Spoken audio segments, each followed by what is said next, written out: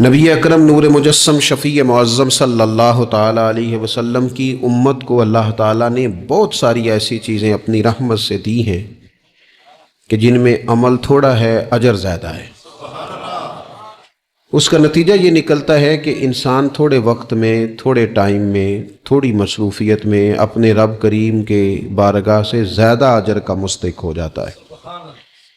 انہی مقدس معتبر معنی خیز ایام میں ایک بڑی فضیلت، زیادہ عظمت والا مہینہ ماہ رمضان المبارک ہے۔ قرآن مجید نے صراحت کے ساتھ اس ماہ مقدس کا نام لیا ہے۔ کیا معنی ہے؟ کہ یہ وہ مقدس مہینہ ہے جس کا میرے رب کریم نے نام لیا ہے، اللہ نے نام لیا ہے۔ شہر رمضان الذی انزل فیہ القرآن، فرمایا رمضان کا وہ مقدس مہینہ ہے جس میں اللہ نے قرآن نازل فرمایا ہے۔ اس ماہ نور، ماہ سرور کا نام نامی اللہ تعالیٰ نے قرآن مجید کے اندر ذکر فرمایا۔ حضرت سلمان فارسی رضی اللہ تعالیٰ عنہ ارشاد فرماتے ہیں کہ شعبان المعظم کا آخری دن تھا، اگلے دن رمضان شروع ہونے والا تھا کہ رسول پاک علیہ السلام نے ہمیں رمضان کی فضیلت پر خطبہ ارشاد فرمایا۔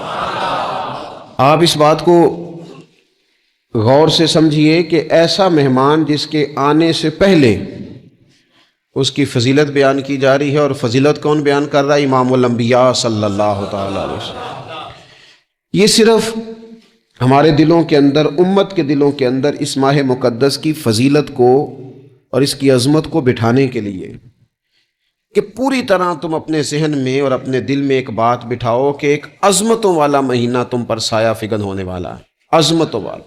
حضور نے ایک دن قبل اس کی فضیلت بیان۔ ہمارے ہاں یہ ہوتا ہے کہ ہم کسی چیز کی اہمیت کو لیتے ہیں لیکن سمجھتے ہیں کہ یہ کوئی روٹین ورک ہے، یعنی نارملی ہر سال رمضان شریف آتا ہے، اپنے وقت کے حساب سے چاند بدلتا ہے اور اپنے وقت پر رمضان شریف آ جاتا ہے۔ ہم سمجھتے ہیں کہ مطلب روٹین کا ایک معاملہ ہے، ایک روٹین کی چیز ہے۔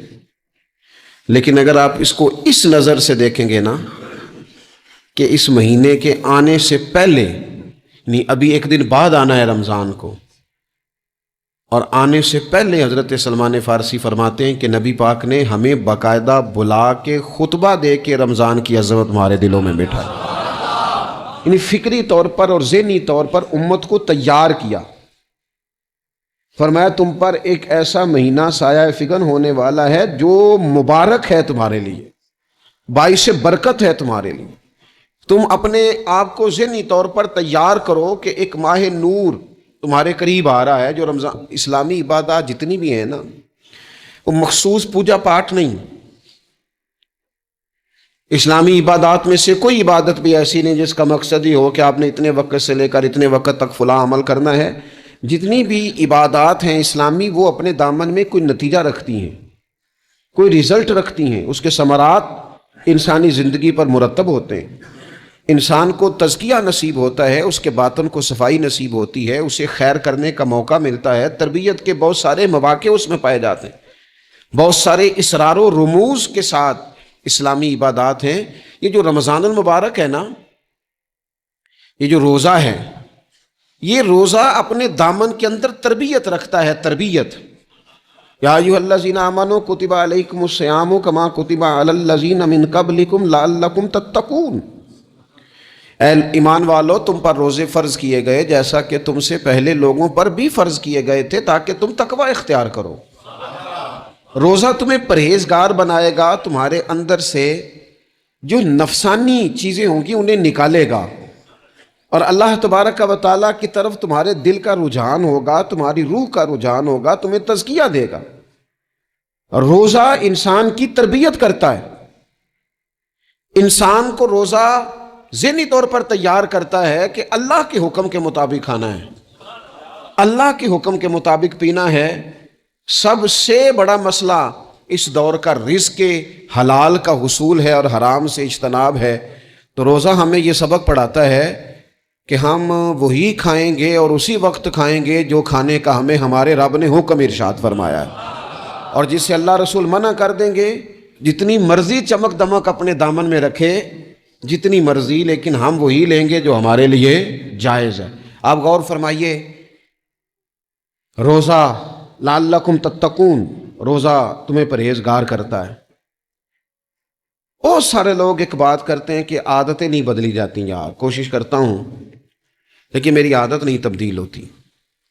میں آپ کو ایک رائے دینے لگا ہوں، مشورہ دینے لگا ہوں، میں آپ سے یہ عرض کرنے لگا ہوں کہ موقع آیا ہے رمضان شریف کا۔ رمضان میں نہ بندہ روٹین میں اپنی عادتیں بدلتا ہے۔ کسی کو سویرے 7 بجے کھانے کی عادت ہے، کسی کو 9 بجے کھانے کی عادت ہے، کوئی صبح ناشتہ نہیں کرتا، دوپہر میں ہی کھاتا ہے، لیکن رمضان آیا تو عادت بدل گئی۔ 7 بجے والا بھی نہیں کھا رہا، 9 بجے والا بھی نہیں کھا رہا، دوپہر والا بھی نہیں کھا رہا، سارے سحری میں کھا رہے ہیں۔